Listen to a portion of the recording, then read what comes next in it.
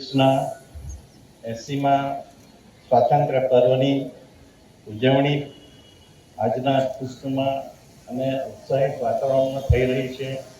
જે રીતે યુવાનો, વિદ્યાર્થીઓ, પોલીસ જવાનો અને સર્વ નાગરિકોએ જે આ પરેડનું નિરીક્ષણ વખતે ઉત્સાહ દર્શાવ્યો એ માટે સૌને અભિનંદન આપું છું, આભાર વ્યક્ત કરું છું। આજના ગૌરવવંતા દિવસે માનનીય મુખ્યમંત્રી શ્રી ભૂપેન્દ્રભાઈ પટેલના સફળ નેતૃત્વ હેઠળ રાજ્યમાં સુશાસનની ભાવના મૂર્તિમંત થઈ છે।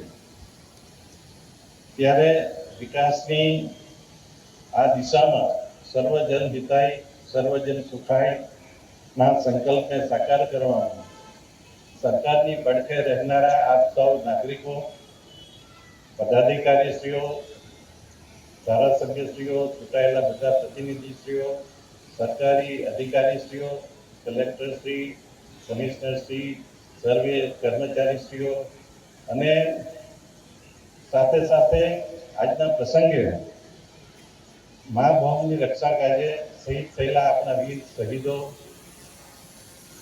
આઝાદીના લડવૈયાઓ, નામી અનામી સ્વાતંત્ર્ય વીરો ને હું નતમસ્તક સ્મરણ કરી વંદન કરું છું અને આપ સૌને આજના સ્વાતંત્ર્ય પર્વની શુભેચ્છા પાઠવું છું।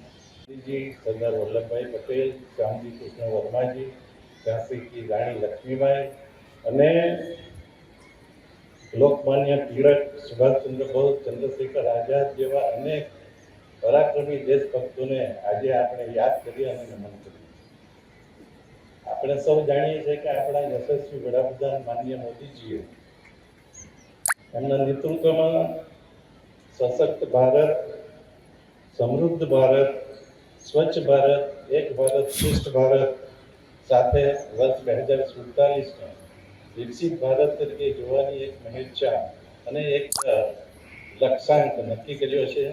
તેમાં માનનીય મોદીજીએ જનશક્તિને રાષ્ટ્ર શક્તિના માધ્યમ તરીકે ગણીને સૌનો સાથ, સૌનો વિકાસ, સૌનો પ્રયાસ અને સૌના વિશ્વાસની વિભાવના સાર્થક થઈ રહી છે એવું ચોક્કસ લાગે। જ્યારે આ પર્વની ઉજવણી સુરત ખાતે થઈ રહી છે ત્યારે આપણે સૌ જાણીએ છીએ કે સુરત સમગ્ર વિશ્વનું સૌથી મોટું વિકાસ પામતું શહેર છે અને એ શહેર એટલા માટે છે કે અહીં દરેક માળખાકીય સુવિધાઓ ઉપલબ્ધ થઈ છે અને સાથે સાથે આપણે જોઈએ તો વિશ્વમાં વપરાતા 10 ડાયમંડમાંથી 9 ડાયમંડ સુરત ખાતે પ્રોસેસ થાય છે, પોલિશિંગ થાય છે અને આપણા ભારતમાં બનતા સિન્થેટિક યાર્નમાં ટોટલ 40% ફાળો સુરતનો છે, ચોક્કસ કહી શકાય।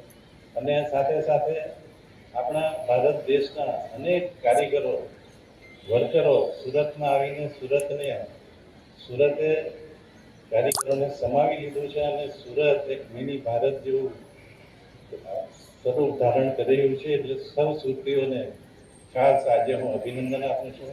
આમ પણ દરેક સુરતીઓ આનંદ પ્રમોદ અને એમની લહેરી સુરતી તરીકેની એક જે છાપ છે એના લીધે સુરતને સોનાની મુહૂર્ત પણ કહેવામાં આવે છે।